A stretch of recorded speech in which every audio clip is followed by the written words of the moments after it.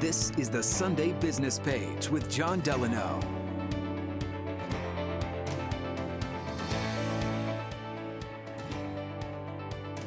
Good morning, I'm Jon Delano. Welcome to another edition of the Sunday Business Page. And our very special guest today is Phil Sklar, who is the co-founder of the National Bobblehead Hall of Fame and Museum in Milwaukee, Wisconsin. Phil, good to be with you, sir. Thank you for spending time with us.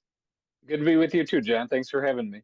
So I wanted you on the show because last week you really released a new bobblehead of Senator John Fetterman. How did this come about? Yeah, so it really came about with requests from people emailing in or submitting the form on our website saying, "Hey, we want a John Fetterman bobblehead." So we looked into it and made the bobblehead. We have it in production now. We just released a rendering of it, and they're available for pre-order. So, do you do many U.S. senators?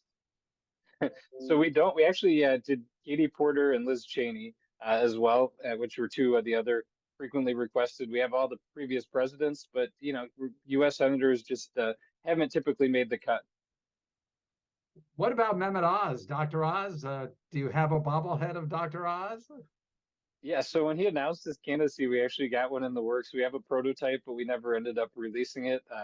We just got busy, and we were sort of waiting to see what happened. And yeah. Well, I think a lot of people will be surprised to hear that there is such a thing as a National Bobblehead Museum. You collect bobbleheads from all over the country, not just ones that you make, but many others as well. How many bobbleheads are there? Yeah, so we have about 10,500 bobbleheads on display at the National Bobblehead Hall of Fame Museum here in the downtown Milwaukee area. We're open 7 days a week, and people can bobble in and see all the bobbleheads and learn about the history of bobbleheads. Well, tell us about the history of bobbleheads. I always associate them with sports, but I gather they go back hundreds of years. They do, yeah. So they actually date back all the way to the late 1700s. There's a painting of Queen Charlotte in her dressing room at Buckingham Palace, and she had two figurines behind her, and the heads bobble. So they go back that far. They didn't really get popular in the U.S. until the late 50s, early 60s, which is when the first officially licensed sports bobbleheads came out. So it was really sports that made bobbleheads famous. I mean, we're familiar with those in Pittsburgh with our teams, but is that really the genesis of it in the recent history? Yeah, so it really is that, as well as I think the dogs with the nodding heads that were in people's car windows, a combination of that, and then also the Beatles. The Beatles bobblehead set in 1964 was really the first pop culture bobbleheads featuring actual people and became really, really popular at that time. So, yeah, it's just a mix of things and the fact that they've remained so consistent through all these years. Now, I know you're a museum, but you're also a production house. If I want a bobblehead of I don't know, my uncle, can I order a bobblehead? Would you do that, or does it have to have a market to make that successful?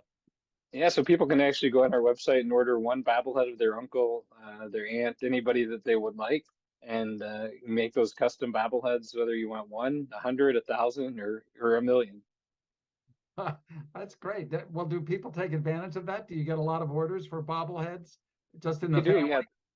The holidays are busy. We've made bobbleheads of our staff members, our families, but we get bobblehead orders for especially the holidays, Father's Day, Mother's Day, Christmas, Valentine's Day are great times for those custom bobbleheads. It's a one-of-a-kind gift, something that people just are excited to get. And as far as your museum is concerned, you said it's open all the time.